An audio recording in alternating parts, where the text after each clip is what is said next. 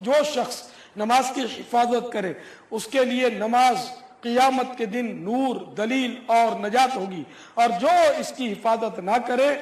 اس کے لیے بروز قیامت نہ نور ہوگا اور نہ دلیل اور نہ ہی نجات۔ اور وہ شخص قیامت کے دن فرعون، قارون، حامان اور ابی بن خلف کے ساتھ ہوگا، معاذ اللہ۔ میٹھے میٹھے اسلامی بھائیوں اور اسلامی بہنوں، حضرت سیدنا امام احمد بن احمد ذہبی علیہ رحمت اللہ القوی کتاب الکبائر میں بیان کرتے ہیں، بعض علماء کرام رحمہم اللہ السلام فرماتے ہیں کہ نماز کے تارک یعنی نماز ترک کرنے والے کو ان چار یعنی فرعون، قارون، حامان اور ابی بن خلف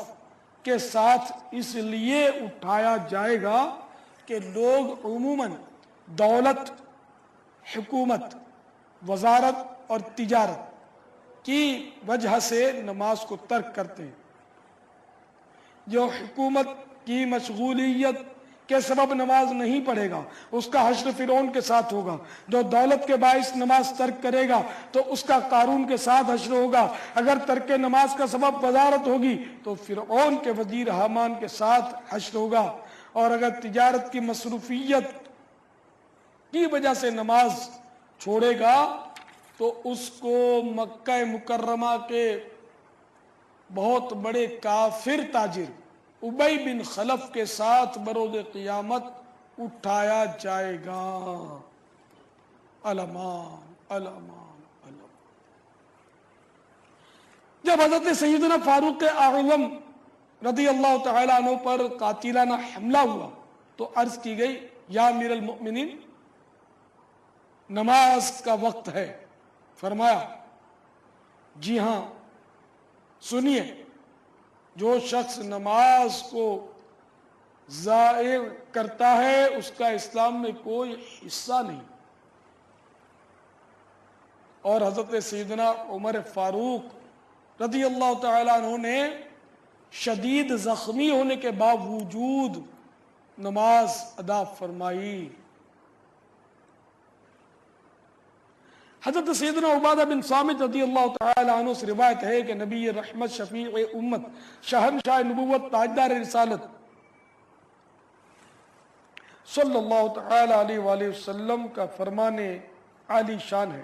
جو شخص اچھی طرح وضو کرے پھر نماز کے لیے کھڑا ہو، اس کے رکوع و سجود اور قراءت کو مکمل کرے تو نماز کہتی ہے، اللہ تعالیٰ تیری حفاظت کرے جس طرح تو نے میری حفاظت کی۔ پھر اس نماز کو آسمان کی طرف لے جایا جاتا ہے اور اس کے لیے چمک اور نور ہوتا ہے، بس اس کے لیے آسمان کے دروازے کھولے جاتے ہیں حتیٰ کہ اسے اللہ تعالیٰ کی بارگاہ میں پیش کیا جاتا ہے اور وہ نماز اس نمازی کی شفاعت کرتی ہے،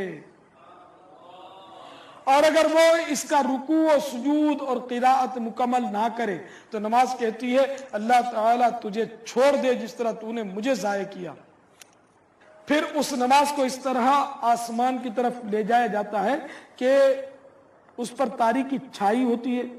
اور اس پر آسمان کے دروازے بند کر دیے جاتے ہیں، پھر اس کو پرانے کپڑے کی طرح لپیٹ کر اس نمازی کے منہ پر مار دیا جاتا ہے، معاذ اللہ۔ حضرت سیدنا امام بخاری علیہ رحمت اللہ الباری فرماتے ہیں، سیدنا حذیفہ بن یمان رضی اللہ تعالی عنہ نے ایک شخص کو دیکھا جو نماز پڑھتے ہوئے رکوع اور سجود پورے ادا نہیں کرتا تھا، تو اس سے فرمایا، تم نے جو نماز پڑھی اگر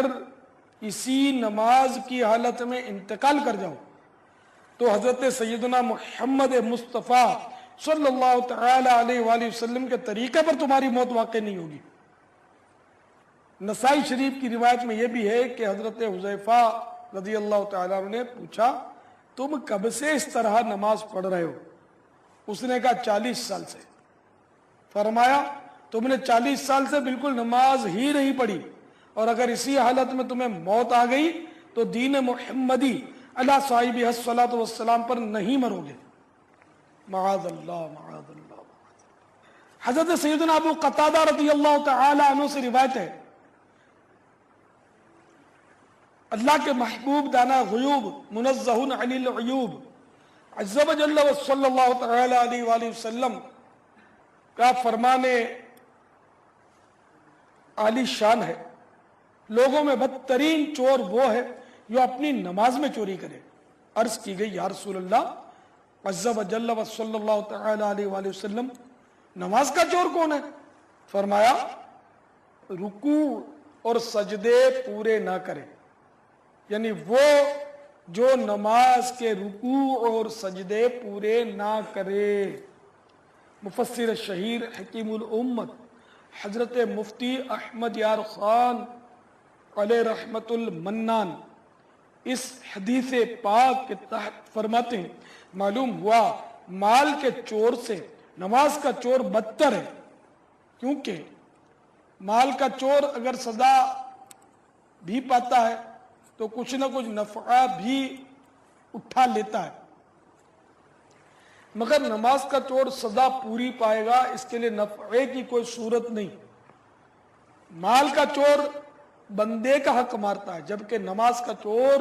اللہ عز و جل کا حق۔ یہ حالت ان کی ہے جو نماز کو ناقص پڑھتے ہیں، اس سے وہ لوگ درس عبرت حاصل کریں جو سرے سے نماز پڑھتے ہی نہیں۔ میرے میٹھے میٹھے اسلامی بھائیوں اور اسلامی بہنوں، اول تو لوگ نماز پڑھتے ہی نہیں، اور جو پڑھتے ہیں ان کی اکثریت سنتیں سیکھنے کے جذبے کی کمی کے باعث آج کل صحیح طریقے سے نماز پڑھنے سے محروم رہتی ہے۔ یہاں مختصراً نماز پڑھنے کا طریقہ پیش کیا جاتا ہے۔ برائے مدینہ بہت زیادہ غور سے سنیے اور نمازوں کی اصلاح فرمائیے۔ خشوع و خضوع سے پڑھوں سب نمازیں، نہ بھاری ہوں فجر و عشاء یا الہی۔ شیخ طریقت امیر اہل سنت کی بارگاہ میں عرض ہے، آپ نے نماز سے متعلق آیات اور روایات بیان فرمائی ہیں، برائے کرم نماز پڑھنے کا طریقہ بھی ارشاد فرما دیجیے۔ غور سے سنیے اور صبر کے ساتھ استقامت کے ساتھ سنیے، توجہ کے ساتھ، جو کافی تفصیل ہے اس میں، اور انشاءاللہ عملی طریقہ بھی آپ کو بتایا جائے گا۔ با وضو قبلہ رو